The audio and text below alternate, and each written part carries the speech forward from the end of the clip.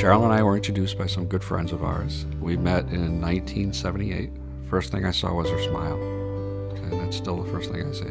When I met Mike, it was like, that's it. This is the man. I just know it. In my heart, in my stomach, every part of my being would just know this is the guy. He just makes me so happy. He always made me laugh all the time. He was always a joy to be around. My name is Mike. I'm 54 years old, and I have younger onset Alzheimer's disease. I first noticed something that was wrong with my husband when he would start forgetting things that I had told him the day previous or 2 days previous, or he would ask me sometimes for things in the same day, something he had asked me previously that was, I already told him that. Why is he asking me again? I think the big red flag for us was one evening Cheryl and I had a disagreement. I didn't even remember we had that conversation. We knew something was wrong. And so for us, that's when we really started investigating more and talking to my neurologist that this is not normal, this is not stress. When he gave us that diagnosis, I was ticked. I mean, I'm being polite right now. I was really ticked off that this could be happening. I mean, your emotions go crazy, and I immediately went from being ticked off to wanting to get things put in place to make sure that things are in order. And I mean, it's a rude awakening. I just wanted to sob right there and say, it can't be. There's got to be something else. There's got to be another answer. You didn't do the right test. There's got to be something, holding back the tears, trying to be strong for Mike at that point. I didn't want to break down and be like, oh, the sappy wife. I wanted to be strong to support him, But it was really hard. We have to acknowledge that this is one tough disease, and one of the things we say is that you really can't do Alzheimer's disease alone.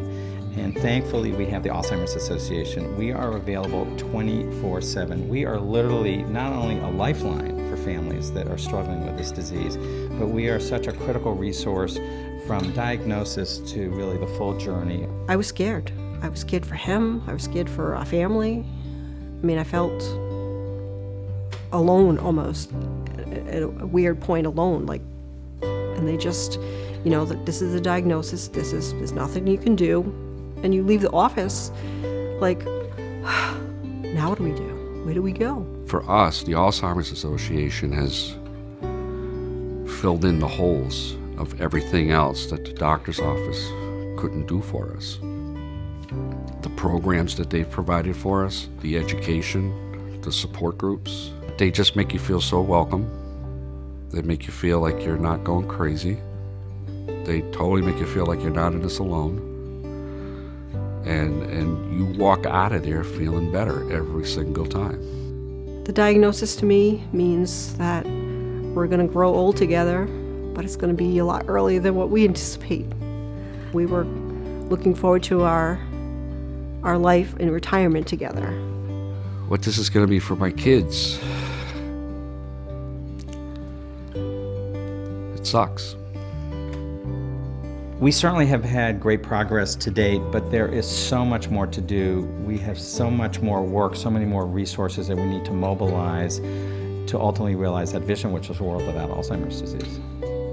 I don't have to do this alone. I have family, I have friends, and we have the Alzheimer's Association that is always there to help us. We have reason to hope because there are thousands of people who are dedicated to this cause, and Mike and Cheryl are exemplary of that. They are our heroes. They are individuals that are stepping out, that are raising public awareness, that are trying to mobilize their communities to realize our vision of a world without Alzheimer's disease, and that's why we have hope. In some respects, the Alzheimer's Association has saved my life. And what I mean by that is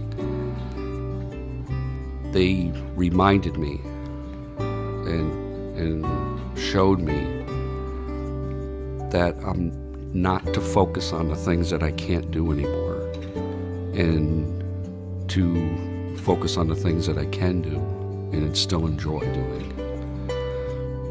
and that I still have a voice, and that I want that voice to be heard. I can't put a price on that, what they've meant to us. I really, truly can't.